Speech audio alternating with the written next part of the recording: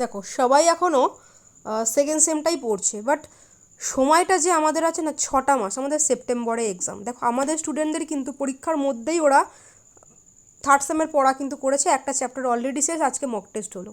ঠিক আছে, আমি একটু দেখাই। দেখো আজকে একটা চ্যাপ্টার শেষ হয়ে মক টেস্টও ওদের কিন্তু হয়ে গেল। সময়টা কিন্তু তোমার এক্সট্রা নয়, সময়টা কিন্তু ওই সময়টাই, সেপ্টেম্বরেই তোমাদের এক্সাম, 6টা মাস সময়।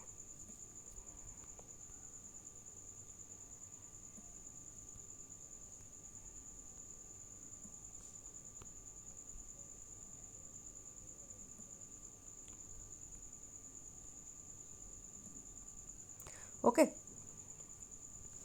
তো তোমরা যারা ভাবছো যে না পরীক্ষার পরে, এটা তোমরাই কিন্তু পিছিয়ে যাচ্ছ।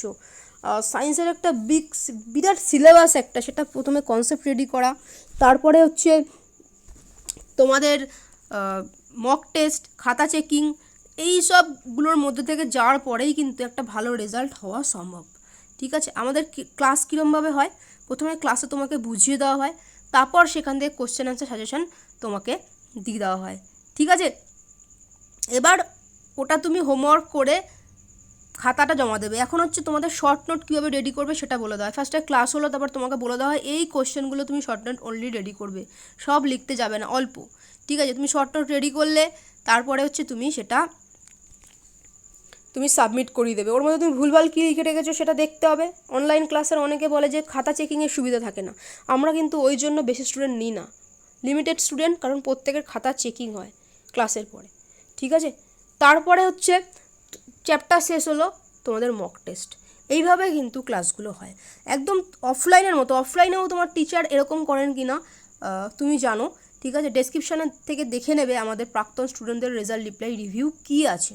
ওকে, তারপর যদি তোমার মনে হয় তুমি ক্লাসে জয়েন করতে পারো, হোয়াটসঅ্যাপ করবে এই নাম্বারে।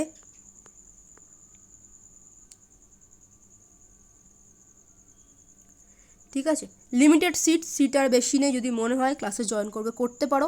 বেশি স্টুডেন্ট এটার জন্যই নেওয়া পসিবল হয় না, সেকেন্ড সেমিস্টারে অনেককে ফ্রি দিতে হয়েছে, ক্লাসের শেষে কিন্তু খাতা চেকিং হয়, তাহলে তো আমাকে পুরো সারা রাত ধরে খাতা চেকিং করতে হবে, সেটা তো আমার পক্ষে পসিবল নয়। এবং মক টেস্টের পর খাতা চেকিং হয়, সেটা ওই জন্যই লিমিটেড রাখা হয়।